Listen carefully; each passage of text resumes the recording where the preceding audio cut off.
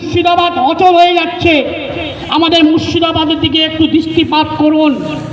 আমাদের মুর্শিদাবাদে 100 মধ্যে 70 ভাগ জায়গা আপনার সরকারের, 30 ভাগ পাবলিকে।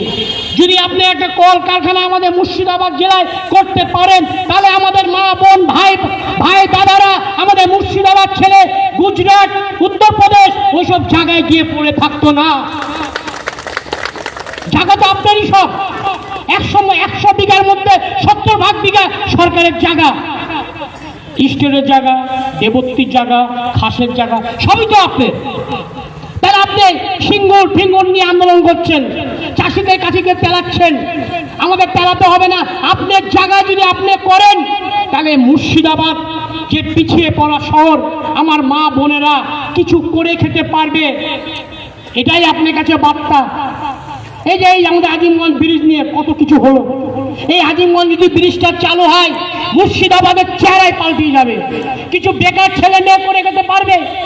আমরা মুর্শিদাবাদ ট্রেনে উঠলে এক ট্রেনে দিল্লি বোম্বে যেতে পারবো। আগে তো আমরা পারতাম না। আগে কলকাতা যেতে হতো, হাওড়া থেকে ট্রেন ধরতে হতো, আজিমগঞ্জে যেতে হতো। এখন আমাদের আজিমগঞ্জ যেতে হবে না, কলকাতাও যেতে হবে না। আমাদের প্রবল ঐতিহাসিক শহর মুর্শিদাবাদের থেকেই ডাইরেক্ট যে কোনো বিশ্বের জায়গায় আমরা যেতে পারবো। এটা আমাদের গর্ব। এটা নিয়েও বহুত কিছু হলো।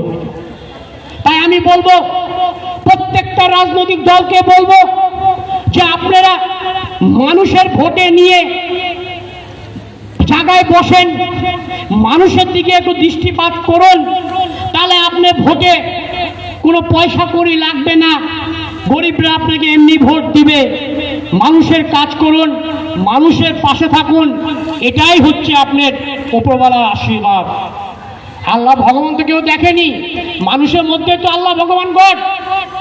তাই আমি জোর গলা বলতে চাই, আমাদের চিফ মিনিস্টার, প্রিয় আমাদের দিদি, আমাদের মুখ্যমন্ত্রী দিদিকে মুর্শিদাবাদ জেলা থেকে বার্তা দিতে চাই।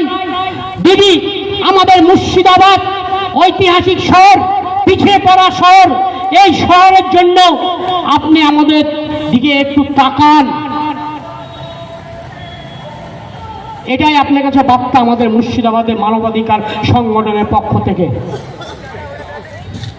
সকলকে মানবাধিকার সংগঠনের পক্ষ থেকে, নাকুরতলা ব্যবসাগণকে এবং পথ চলতি মানুষকে এবং তোপখানা কাটরা নাকুরতলা সব জনগণকে এবং মানবাধিকার কর্মীবৃন্দুদের এবং রাজনৈতিক দলের কর্মীবৃন্দুদের সকলকে আন্তরিক অভিনন্দন, ভালোবাসা জানিয়ে আমার বক্তব্য আমি এখানেই শেষ করছি।